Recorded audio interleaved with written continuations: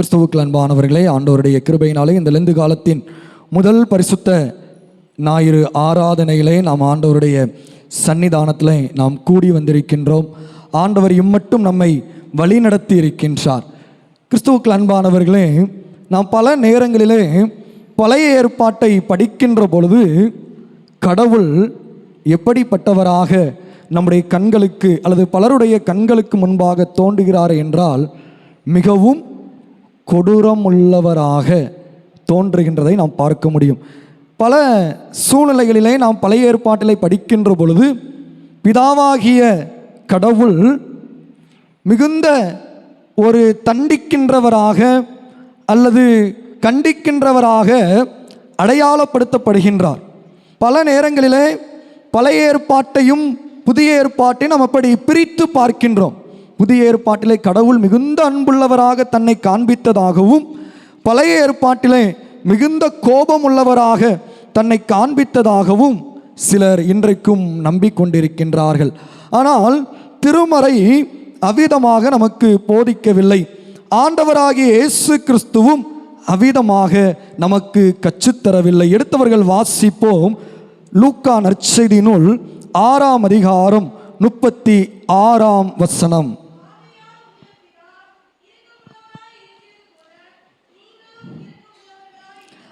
ஆகையால் உங்கள் பிதா இரக்கமுள்ளவராய் இருக்கிறது போல நீங்களும் இரக்கமுள்ளவர்களாய் இருங்கள். இயேசு கிறிஸ்து இங்கு சொல்லுகின்றார், பிதா இரக்கமுள்ளவர். அப்படி என்றால் பழைய ஏற்பாட்டிலே பேசப்படுகின்ற பிதாவாகிய தேவன் இரக்கமுள்ளவர் என்பதற்கு இயேசு கிறிஸ்துவே சாட்சி பகருகின்றார். ஆகவே பழைய ஏற்பாட்டிலே கடவுள் ஒரு விதமாகவும் புதிய ஏற்பாட்டிலே கடவுள் ஒரு விதமாகவும் செயல்படவில்லை.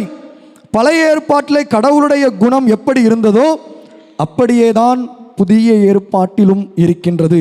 மத்தேயு நற்செய்தி நூலிலே நாம் படிக்கின்ற பொழுது மத்தேயு 6ஆம் அதிகாரத்தில் நாம் பார்க்கின்ற பொழுது அங்கேயும் ஆண்டவராகிய இயேசு கிறிஸ்து சொல்லுகின்றார். மத்தேயு 5ஆம் அதிகாரம் 48ஆம் வசனத்திலே, பரலோகத்தில் இருக்கிற உங்கள் பிதா பூரண சர்க்குணராய் இருக்கிறது போல நீங்களும் பூரண சர்க்குணராய் இருக்கிற. அப்படி என்றால் பழைய ஏற்பாட்டிலே கடவுளுடைய குணம் எப்படி இருந்ததோ அப்படியே தான் புதிய ஏற்பாட்டிலும் கடவுளுடைய குணம் காணப்படுகின்றது.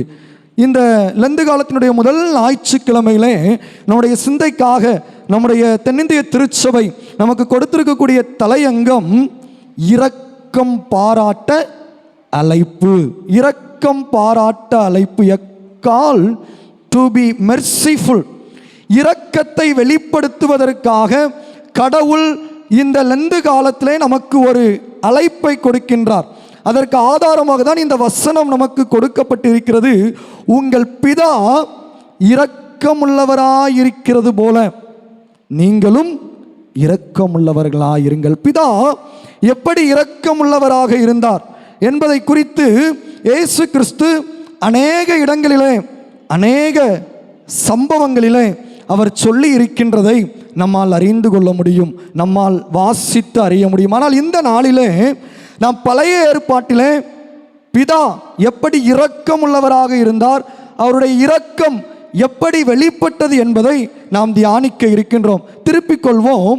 ரூத்தின் சரித்திரத்தை நாம் திருப்பிக் கொள்வோம். ரூத்தின் சரித்திரத்திலே பிதாவாகிய தேவன் எப்படி தம்முடைய இரக்கத்தை வெளிப்படுத்தினார் என்பதை குறித்து சில காரியங்களை நாம் இந்த நாளிலே மிகுந்த ரத்தின சுருக்கமாக நாம் தியானிக்க இருக்கின்றோம். நம்ம எல்லோருக்கும் இந்த ரூத்தினுடைய சரித்திரம் மிகவும் தெரிந்திருக்கக்கூடிய ஒன்று. 4 அதிகாரங்களை கொண்ட ஒரு சரித்திர புஸ்தகம். இந்த புஸ்தகமானது கிமு 1000வது ஆண்டுக்கு பின் எழுதப்பட்டது. இயேசு கிறிஸ்து பிறப்பதற்கு 1000 ஆண்டுகளுக்கு முன்பாக நடைபெற்ற ஒரு சம்பவத்தை விளக்கக்கூடிய ஒரு நூல் இந்த ரூத்தின் சரித்திரம். இந்த ரூத்தின் சரித்திரத்தில் என்னென்ன சம்பவங்கள் நடைபெற்றது என்பது நமக்கு மிக நேர்த்தியாக நாம் சிறுவயதிலிருந்தே ஞாயிறு பாடசாலையிலே கற்றுக்கொண்ட ஒரு சரித்திரம். இது ஒரு கதை அல்ல, ஒரு வரலாற்று சரித்திரம். வரலாற்று சரித்திரம்.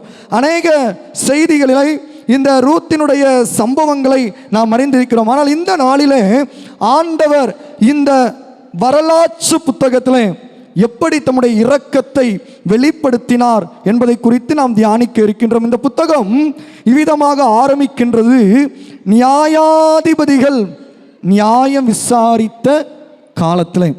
பழைய ஏற்பாடு புத்தகங்களை நாம் படிக்கின்ற பொழுது அதனுடைய வரலாற்று பின்னணியோடு படிப்பதுதான் ஒரு சரியான விளக்கத்தை நாம் அறிந்து கொள்வதற்கு உதவிகரமாக இருக்கும்.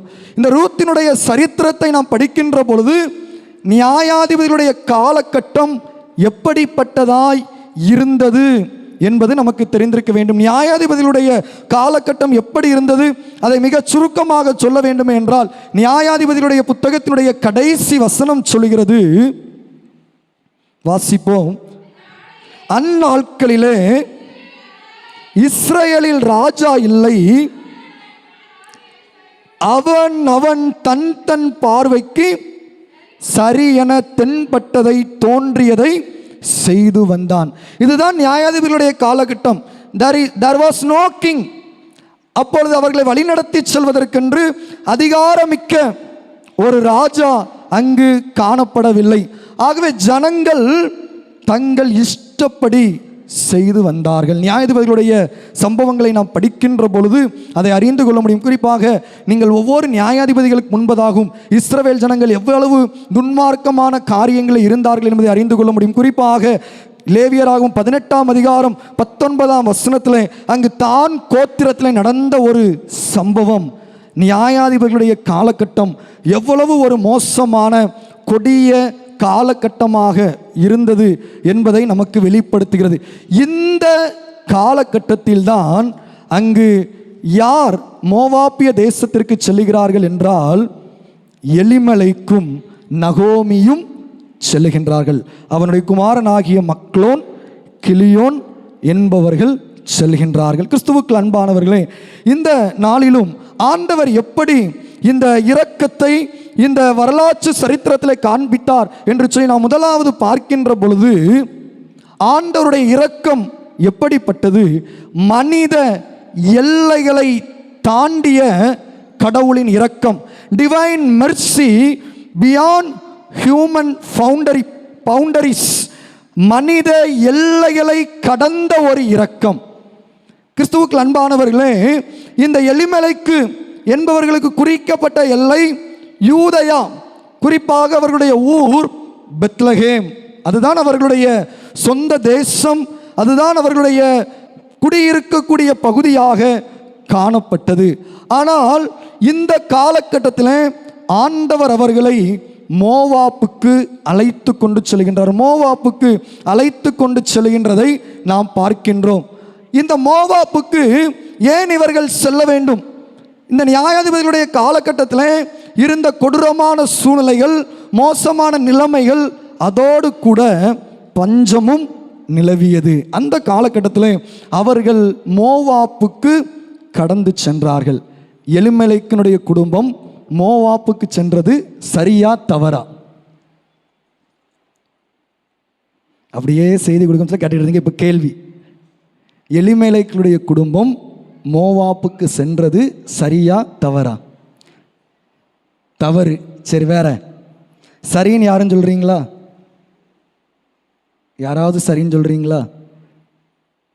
கிறிஸ்துவுக்குள் அன்பானவர்களே, எலிமெலைக்கினுடைய குடும்பம் நியாயாதிபதிகளுடைய காலகட்டத்தினுடைய பின்னணியை வைத்து நாம் பார்க்கின்ற பொழுது அவர்கள் மோவாப்புக்கு சென்றது 100% சரி. 100% சரி. அதை தான் இந்த நாளிலே நாம் தியானிக்க இருக்கின்றோம். ஆகவே தான் பழைய ஏற்பாட்டு புத்தகங்களை நாம் படிக்கின்ற பொழுது அதனுடைய பின்னணியோடு நாம் படிக்க வேண்டும். ஏன் அவர்கள் மோவாப்புக்கு செல்ல வேண்டும்? இந்த மோவாப் ஆண்டவரை அருவருத்த ஒரு தேசம். மோவாப்பினுடைய பின்னணி நமக்கு தெரியும். லோத்தினுடைய வம்சத்திலிருந்து வந்த ஒரு குடும்பம் என்று நாம் அறிந்திருக்கின்றோம். இந்த மோவாப்பை குறித்து நாம் படிக்கின்ற பொழுது உபாகமத்தின் புத்தகம் 23ஆம் அதிகாரம் 3ஆம் வசனம் சொல்லுகிறது, உபாகமம் 23:3 சொல்கிறது, அம்மோனியனும் மோவாபியனும் கர்த்தருடைய சபைக்கு உட்படலாகாது. கர்த்தருடைய சபைக்கு உட்படலாகாது. அந்த வசனத்தை ஒருத்தர் வாசிப்போம். உபாகமம் 23:3. அம்மோனியனும் மோவாபியனும் கர்த்தருடைய சபைக்கு உட்படலாகாது. அடுத்து 10ஆம் தலைமுறை ஆனாலும் என்றைக்கும் அவர்கள் கர்த்தருடைய சபைக்கு உட்படலாகாது. 10 தலைமுறை ஆயினும் அவர்கள் உட்படலாகாது. ஆனால் இங்க ஆண்டவர் இந்த எலிமெலேக்கினுடைய குடும்பத்தை இஸ்ரவேல் தேசத்திலிருந்து மோவாப்புக்கு நேராக ஏன் வழிநடத்தி செல்ல வேண்டும்? அங்குதான் அவருடைய மிகப்பெரிய திட்டம் இருந்ததை நாம் பார்க்கின்றோம். மிகப்பெரிய திட்டம் அங்குதான் இருந்தது. ஆண்டவர் இந்த நியாயாதிபதிகளுடைய நியாயம் விசாரித்த காலகட்டத்தில் மேசியா பிறப்பதற்கென்று ஒரு சந்ததியை ஏற்படுத்துவதற்காக அங்கு எந்த ஒரு சூழ்நிலையும் அங்கு காண முடியவில்லை. ஆகவே ரூத் என்கின்ற ஒரு பெண்மணியை தெரிவு செய்வதற்காக ஆண்டவர் எலிமெலேக்கினுடைய குடும்பத்தை எங்கு அழைத்து செல்கின்றார்? மோவாப்புக்கு அழைத்து செல்கின்றார். இப்போ சொல்லுங்க, எலிமெலேக்கினுடைய குடும்பம் மோவாப்புக்கு போனது சரியா தவறா? சரி. எலிமெலேக்கினுடைய குடும்பம் மோவாப்புக்கு செல்லாவிட்டால் அங்கு ரூத்தினுடைய வம்சத்திலே ஆண்டவராகிய இயேசு கிறிஸ்துவின் மீட்பின் திட்டம் நிறைவேறி இருக்காது. ஏன் யூத தேசத்தில் அப்பேற்பட்ட பெண்கள் இல்லையா? ஆம், நியாயாதிபதியினுடைய காலகட்டத்தினுடைய பின்னணி அதை தான் சொல்கிறது. இஸ்ரவேல் ஜனங்களும் யூதர்களும் ஆண்டவரை மிகவும் துக்கப்படுத்தினார்கள். ஆகவே அதை அவர்களுக்கு உணர்த்தும் வண்ணமாக யூதர்களை புறக்கணித்து 10 தலைமுறை ஆயினும் கர்த்தருடைய சபைக்கு உட்படலாகாது என்று சொன்ன மோவாபிய தேசத்திற்கு ஆண்டவர் ஒரு இரக்கத்தை காண்பித்தார். இரக்கத்தை காண்பித்தார் தான் மனித எல்லைகளை கடந்த ஆண்டவருடைய இரக்கம். யூத தேசத்து எல்லையை கடந்து இன்னொரு புறத்தில் இருக்கக்கூடிய மோவாப்பிலே காணப்பட்ட ரூத்துக்கு ஆண்டவர் இரக்கத்தை காண்பித்தார். இரக்கத்தை காண்பித்தார். கிறிஸ்துவுக்கு அன்பானவர்களே, இதுதான் ஆண்டவருடைய இரக்கம். இதுதான் ஆண்டவருடைய இரக்கம். எல்லைகளை கடந்து ஆண்டவர் இரக்கத்தை வெளிப்படுத்தக்கூடியவர். இன்னும் நாம் படிக்கின்ற பொழுது இந்த ரூத்தினுடைய புஸ்தகத்தில் காணப்படுகின்ற இன்னொரு அழகான காரியம் என்னவென்றால் 21வது வசனம், ரூத் 4ஆம் அதிகாரம் 21வது வசனத்தை வாசிப்போம். சல்மோன் போவாசை பெற்றான். போவாசுடைய அப்பா பேர் என்ன பேரு? சல்மோன். போவாசுடைய அம்மா பேரு யார்? ராகாப். ராகாப் எந்த தேசத்து பெண்மணி? ராகாப் எந்த தேசத்து பெண்மணி? எரிகோ பட்டணம். எரிகோ பட்டணம் எப்படி அழிக்கப்பட வேண்டும் என்று ஆண்டவர் கற்றுக் கொடுத்தார். முழுவதும் சங்கரிக்கப்பட வேண்டும். அங்கு கொள்ளை கூட இடக்கூடாது. அங்கிருந்து ஒரு சின்ன துரும்பை கூட எடுக்கக்கூடாது. அதுதான் ஆண்டவருடைய கட்டளை. ஆனால் அந்த எரிகோ தேசத்திலே தப்புவிக்கப்பட்டவள் தான் யார்? ராகாப். அவள் அறிக்கையிடுகின்ற பொழுது நாங்கள் கர்த்தருக்கு பயந்திருக்கிறோம் என்ற அந்த வேவுக்காரரிடத்திலே அவள் சொல்லுகின்றதை நாம் பார்க்கின்றோம். ஆகவே ஒரு துரும்பும் கொள்ளையிடக்கூடாது என்று சொன்ன அந்த எரிகோ தேசத்திலே தான் ஆண்டவர் யாரை பாதுகாத்தார்? ராகாப்பை பாதுகாத்தார். எல்லைகளை கடந்த ஆண்டவருடைய இரக்கம் அந்த ராகாப்பை இஸ்ரவேலிலே கொண்டு வந்து அங்கு சல்மோனோட வாழ்க்கையில கொடுத்து அதன் மூலமாக போவாஸ் பிறக்கின்றான். இங்கு இஸ்ரவேல் தேசத்தில் போவாசை ஆண்டவர் ஆயத்தம் பண்ணி வைத்திருக்கின்றார். ரூத்தை அழைத்து கொண்டு வருவதற்காக கர்த்தர் எலிமெலேக்கினுடைய குடும்பத்தை மோவாப்புக்கு அனுப்பினார். யூத தேசத்து எல்லைகளை கடந்து மோவாப்பிலும் எரிகோவிலும் ஆண்டவருடைய இரக்கம் வெளிப்பட்டதை நாம் பார்க்கின்றோம். இந்த ராகாப் ரூத்துக்கு யாரு? ரூத்துக்கு யாரு? அத்தை. ஆகவே ஆண்டவருடைய மீட்பின் திட்டம் எவ்வளவு நேர்த்தியாக பழைய ஏற்பாட்டில் நிறைவேறியதை நாம் பார்க்கின்றோம்.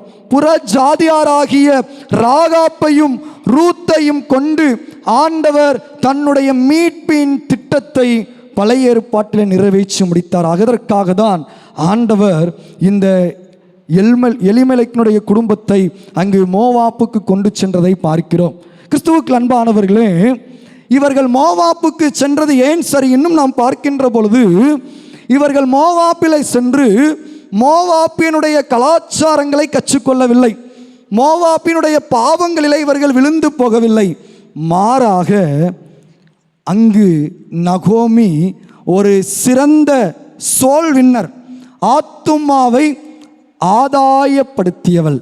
நகோமி அங்கு ரூத் என்கின்ற ஒரு ஆத்துமாவை ஆதாயப்படுத்தி கொண்டாள். கிறிஸ்துவுக்குள் அன்பானவர்களே, இப்படிதான் பழைய ஏற்பாட்டிலே கடவுளுடைய இரக்கம் மனித எல்லைகளை கடந்து வெளிப்படுத்தப்பட்டதை நாம் பார்க்கிறோம். கிறிஸ்துவுக்குள் அன்பானவர்களை, எல்லைகளை கடந்து ஆண்டவர் இரக்கம் செய்கிறவர். இரண்டாவது நாம் பார்க்கின்ற பொழுது இந்த ரூத்தின் சரித்திரத்தில் ஆண்டவர் எப்பேற்பட்ட சூழ்நிலைகளை இரக்கம் காட்டுகின்றார் என்று இரண்டாவது நாம் பார்க்கின்ற பொழுது, மனித பிரச்சனைகளை தாண்டி இரக்கம் காட்டும் கடவுள். Divine Mercy beyond human problems. மனித பிரச்சனைகளை தாண்டி இரக்கம் காட்டக்கூடியவர். இங்கு நகோமி விதமாக சொல்லுகின்றால், கர்த்தருடைய கை எனக்கு விரோதமாயிருக்கிறதினால். இப்படி சொல்லக்கூடிய அளவிற்கு நகோமியினுடைய வாழ்க்கையில் மிகுந்த துன்பங்கள், மிகுந்த போராட்டங்களும் இழப்புகளும் நகோமியினுடைய வாழ்க்கையிலே தொடர்ச்சியாக வந்து கொண்டே இருந்தது. அவர்கள் மோவாப்பில் சென்றவுடன் எலிமெலைக்கு மரித்து போகின்றான். அடுத்து மக்லோனும் கிளியோனும் மரித்து போகின்றார்கள். துன்பம், துக்கம், கண்ணீர், வேதனை, இப்படி பிரச்சனைகளுக்கு மேல் பிரச்சனை நகோமியை சூழ்ந்து கொண்டது. ஆனால் இந்த பிரச்சனைகளின் மத்தியில்தான் ஆண்டவர் ரூத்தின் சரித்திரத்தில் அவருடைய இரக்கத்தை வெளிப்படுத்தினார். பல நேரங்களில் நீங்களும் நானும் நகோமியை போன்றுதான் நம் உலக ரீதியாக சிந்திக்கின்றோம். பிரச்சனைகளை பார்க்கின்ற பொழுது அல்லது சூழ்நிலைகள் எதிர்மறையாக இருக்கின்ற பொழுது, கர்த்தருடைய கை எனக்கு விரோதமாக இருக்கிறதோ அல்லது கர்த்தருடைய கை எனக்கு விரோதமாக இருக்கிறதினால் இப்படி சம்பவிக்கிறதோ என்று நாம் மிகுந்த மன அழுத்தத்திற்குள்ளும் மன உளைச்சலுக்குள்ளும் சென்று விடுகின்றோம். கிறிஸ்துவுக்கு அன்பானவர்களே, பிரச்சனைகளை தாண்டி செயல்படக்கூடியவர் நம்முடைய ஆண்டவர். நகோமியினுடைய இழப்புகளுக்கெல்லாம் ஆண்டவர் அந்த சூழ்நிலையிலே அவளுக்கு இரக்கம் பாராட்டினார். அவள் தன்னை நகோமி என்று அழைக்காதீர்கள் என்று சொன்னால், நகோமி என்றால் மகிழ்ச்சி, இன்பம். ஆனால் என்னை மாறா என்று அழையுங்கள், என்னை கசப்பு மிக்கவள் என்று அலையுங்கள் என்று சொல்லக்கூடிய அளவிற்கு அவளிடத்தில் கசப்பு நிறைந்த சூழ்நிலையிலே அவளுடைய பயணம் சென்று கொண்டிருக்கிறது. ஆனால் அந்த சூழ்நிலையிலே ஆண்டவர் அவளுக்கு இரக்கம் காண்பித்தார். கிறிஸ்துவுக்கு அன்பானவர்களே, நீங்கள் பிரச்சனைகளை கண்டு கலங்க வேண்டாம், மனிதர்களுடைய பிரச்சனைகளை கண்டு பயப்பட வேண்டாம். பிரச்சனைகளை தாண்டி ஆண்டவர் இரக்கம் காட்டக்கூடியவர். நகோமியினுடைய வலி நிறைந்த சூழ்நிலைகள், இதை தாண்டி ஆண்டவர் இரக்கம் காட்டியதை பார்க்கின்றோம். ஆண்டவர் தம்முடைய இரக்கத்தை அவிதமாக இந்த நியாயாதிபதிகளுடைய காலகட்டத்தில் ரூத்தின் சரித்திரத்தில் ஆண்டவர் நகோமிக்கு இரக்கம் காட்டினார். ரூத் 4ஆம் அதிகாரம் 14ஆம் வசனத்தினுடைய பின்பகுதி சொல்கிறது, சுதந்திரவாளி அச்சு போகாதபடிக்கு இன்று உனக்கு தயை செய்த கர்த்தருக்கு ஸ்தோத்திரம், உனக்கு இரக்கம் காட்டிய கர்த்தருக்கு ஸ்தோத்திரம். கிறிஸ்துவுக்குள் அன்பானவர்களே, நம்முடைய ஆண்டவர் பிரச்சனைகளை காட்டிலும் பெரியவர். God is bigger than all our problems. ஆண்டவர் நம்முடைய பிரச்சனைகளை காட்டிலும் மிக பெரியவர் என்பதை ஒருபோதும் மறந்து போய்விடாதீர்கள். ஒருபோதும் அதை கண்டு கலங்கி போய்விடாதீர்கள். நீங்களும் நானும் ஆராதிக்கின்ற கடவுள் இழப்புகளின் மத்தியிலும் நம்மோடு பயணிக்கக்கூடியவர், கசப்பின் மத்தியிலும் நம்மோடு பயணிக்கக்கூடியவர், துன்பங்களின் மத்தியிலும் நம்மோடு பயணிக்கக்கூடியவர் என்பதை நாம் மறந்து போய்விடக்கூடாது. கிறிஸ்துவுக்கு அன்பானவர்களே, ஆண்டவர் அந்த இரக்கத்தை வெளிப்படுத்தியதை பார்க்கின்றோம். அதற்கு காரணம் என்ன? நகோமிக்கும் ரூத்துக்கும் காணப்பட்ட அந்த ஆழமான நம்பிக்கை. ரூத்துக்கு அந்த நம்பிக்கை எப்படி வந்தது? நகோமினிடத்திலிருந்து வந்தது. நகோமிக்கு அந்த நம்பிக்கை இல்லாதிருக்குமே என்றால், தன்னுடைய துன்பங்களையும் தன்னுடைய பாடுகளையும் கண்டு, எனக்கு என்னுடைய கடவுள் வேண்டாம், நானே இஸ்ரவேலை விட்டு மோவாப்புக்கு வந்து விட்டேன், இங்கு வந்தால் என்னுடைய துன்பம் துக்கம் எதற்காக என்னை இங்கு அழைத்து கொண்டு வந்தார் என்று தெரியவில்லை, இங்கும் எனக்கு அடைக்கப்பட்ட நிலைமை, இந்த மோவாப்பிலும் என்னுடைய வாழ்க்கை மிகுந்த நெருக்கடியிலும் கண்ணீரிலும் இழப்புகளின் மத்தியிலும் சென்று கொண்டிருக்கிறது, இனி ஏன் நான் பெத்லகேமின் தேவனை வழிபட வேண்டும் என்று நகோமி நினைத்திருந்தால் முடிவெடுத்திருக்கலாம். அப்பேற்பட்ட நிலைமையில்தான் நகோமியுடைய வாழ்க்கை காணப்பட்டது. ஆனால் அவள் தன்னுடைய சூழ்நிலை, கர்த்தருடைய கை தனக்கு விரோதமாக இருக்கிறது என்று நினைக்கக்கூடிய அளவிற்கு பாடுகளும் உபத்திரவங்களும் பிரச்சனைகளும் அவளுக்கு இருந்தாலும் அவள் ஒருபோதும் கர்த்தரை மறுதலிக்கவில்லை, ஒருபோதும் மறுதலிக்கவில்லை.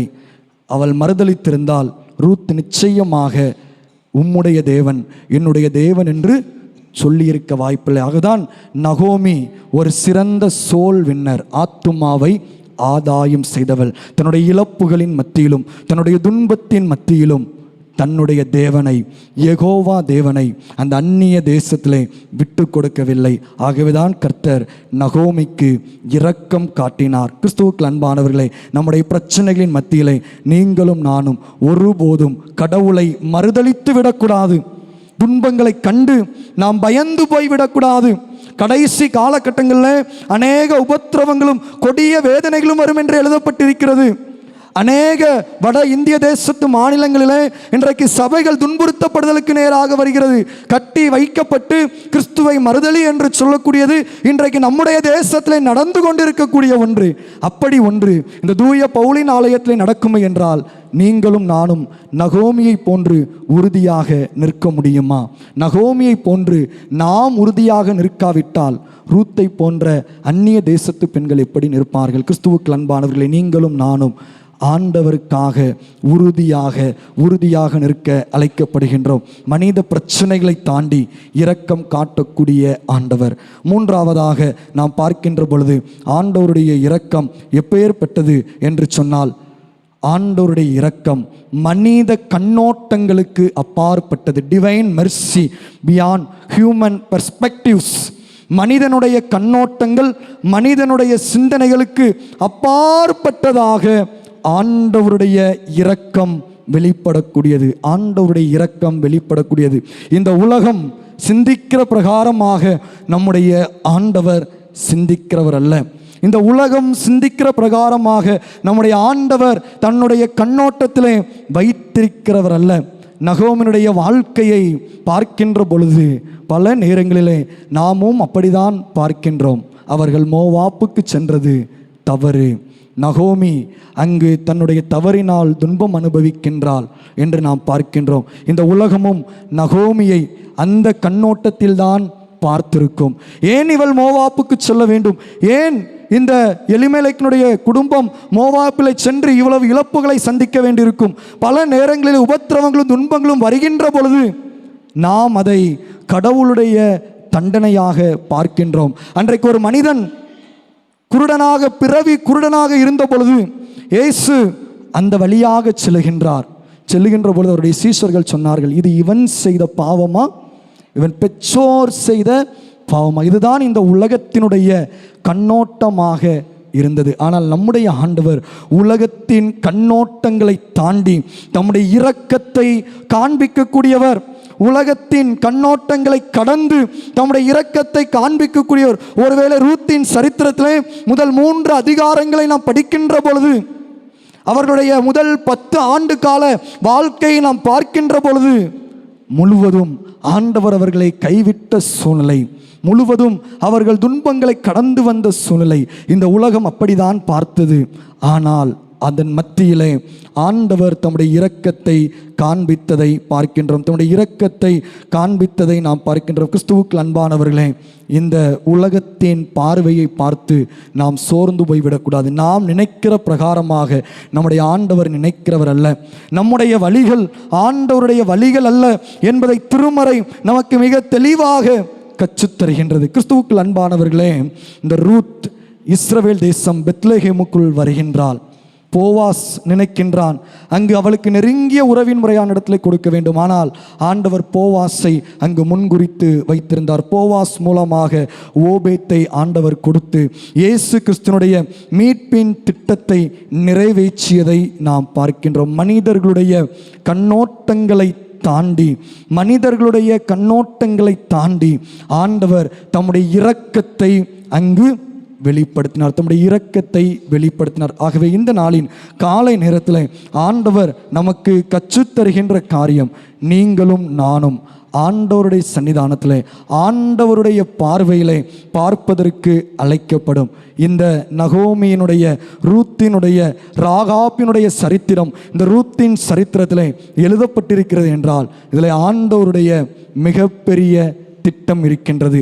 ஆத்துமாக்களை ஆதாயம் செய்வதிலே எப்படி ஒரு அங்கு நகோமினுடைய வாழ்க்கை காணப்பட்டது என்பதற்கு இந்த பழைய ஏற்பாட்டிலே காணப்படுகின்ற இந்த நகோமியினுடைய சரித்திரம் ஒரு சிறந்த எடுத்துக்காட்டு. துன்பங்களின் மத்தியிலும் பாடுகளின் மத்தியிலும் கடவுள் எப்படிப்பட்டவராக வெளிப்படுகின்றார் என்பதை வெளிப்படுத்துவதற்கு இந்த புத்தகம் ஒரு சிறந்த எடுத்துக்காட்டு. நீங்கள் வீட்டிலே சென்று இந்த கண்ணோட்டத்தில் இந்த 4 அதிகாரங்களையும் ஒரே முச்சலை வாசித்து பாருங்கள்.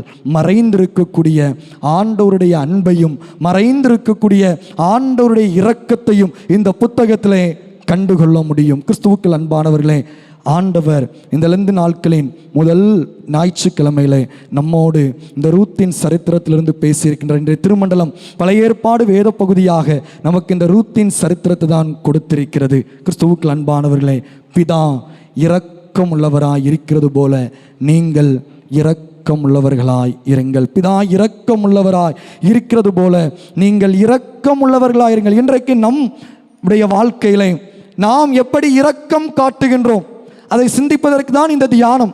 இந்த ரூத்தின் சரித்திரத்தில் இப்பேற்பட்ட சூழ்நிலையிலே ஆண்டவர் தன்னுடைய இரக்கத்தை எப்படி காட்டினார் என்பதை வெளிப்படுத்துவதற்காக தான் இந்த திருவசனத்திற்கு இணையான வேத பகுதியாக திருமண்டலம் இந்த ரூத்தின் சரித்திர புஸ்தகத்தை நமக்கு கொடுத்திருக்கின்றது.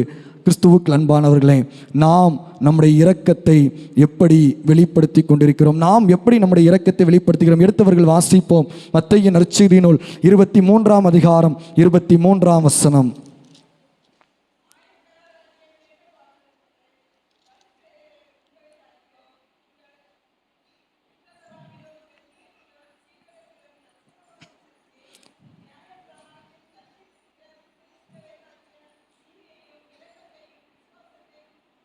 புதினா, சோம்பு, சீரகம் இவை எல்லாவற்றிலும் தசமபாகம் செலுத்துகிறீர்கள், ஆனால் நீதியையும் இரக்கத்தையும் விசுவாசத்தையும் விட்டுவிட்டீர்கள். இன்றைக்கு இந்த லெந்து நாட்களை பல சடங்காச்சாரமான முறைகளிலே நாம் பல காரியங்களிலே நாம் ஆசரித்து கொண்டிருக்கின்றோம். பல நற்கிரியைகளை செய்கின்றோம், பல விசேஷித்த கூடுகைகளை நடத்துகின்றோம். ஆண்டவருடைய பாதடியிலே அதிக நேரம் காத்திருப்பதற்கு நாம் தீர்மானங்களை எடுத்து நாம் கடைபிடித்து கொண்டிருக்கின்றோம். தினமும் அதிகாலை ஆராதனை பங்கு பெறுவதற்கு நாம் தீர்மானம் எடுத்து நாம் அதில் பங்கெடுத்து கொண்டிருக்கின்றோம். ஆனால் இந்த லெந்தென்னும் நாட்களில் நம்முடைய இரக்கத்தை நாம் எப்படி வெளிப்படுத்துகின்றோம்? ஏசாயா தீர்க்கதரிசன புஸ்தகத்தினுடைய 58வது அதிகாரத்தில் இரக்கம் காட்டுவதல்லவோ உகந்த உபவாசம், ஒடுக்கப்பட்டவர்களோடு தன்னை அடையாளப்படுத்தி கொண்டு துன்பப்படுகிறவர்களோடு துணை நின்று நீதியை வெளிப்படுத்துவதல்லவோ உகந்த உபவாசம் என்று ஆண்டவராகிய கடவுள் ஏசாயா 58ஆம் அதிகாரத்திலே கற்றுக் கொடுக்கின்றாரே. இதுதான் ஆண்டவர் நம்மிடத்தில் எதிர்பார்க்கின்ற இரக்கம்.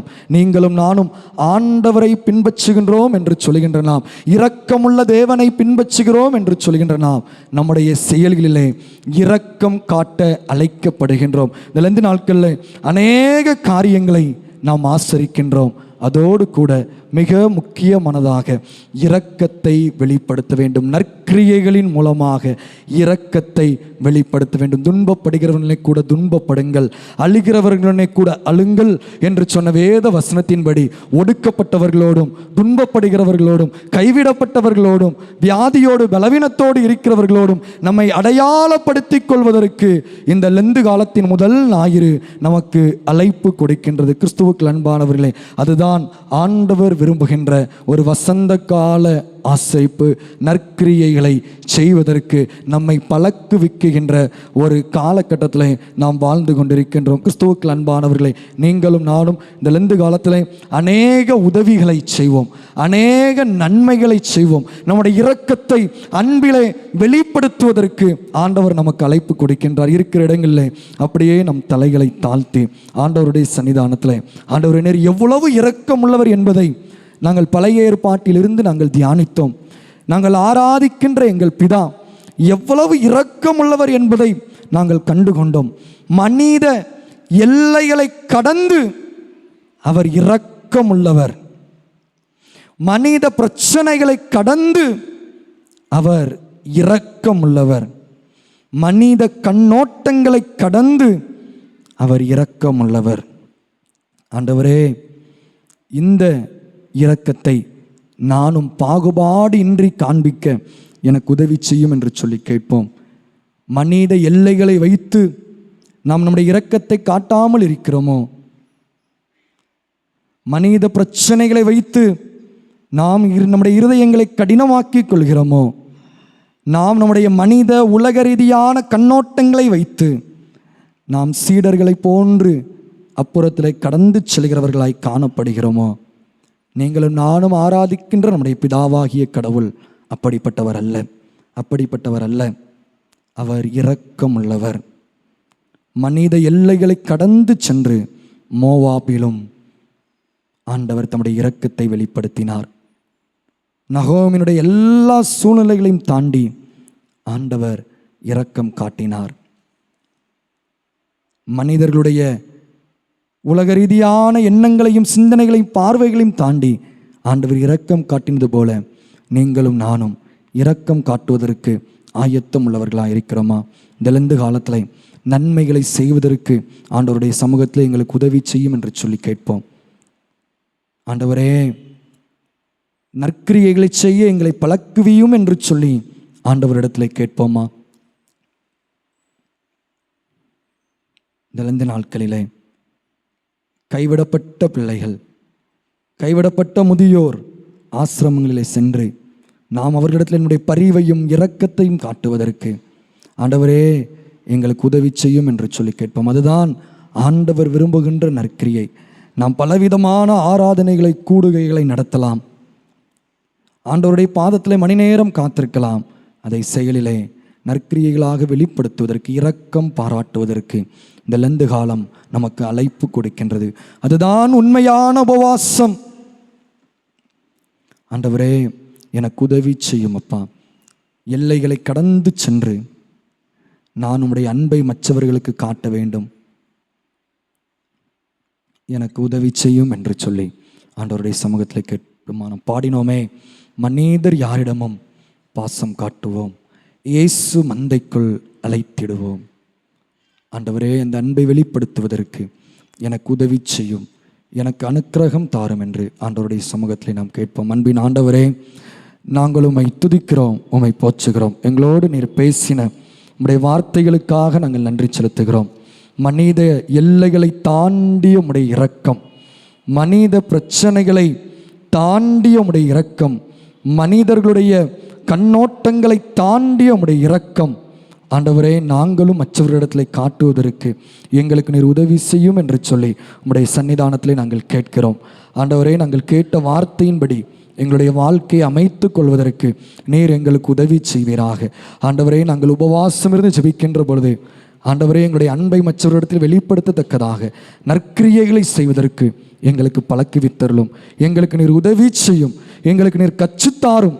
துன்பப்பட்டவர்களோடு, கைவிடப்பட்டவர்களோடு, ஒடுக்கப்பட்டவர்களோடு, வியாதியில் வேதனையில் இருப்பவர்களோடு எங்களை அடையாளப்படுத்திக் கொள்வதற்கு இரக்கமுள்ள இருதயத்தை எங்களுக்கு தாரும். இயேசு கிறிஸ்துவின் இன்ப நாமத்தில் ஜெபிக்கிறோம் நல்ல பிதாவே, ஆமேன்.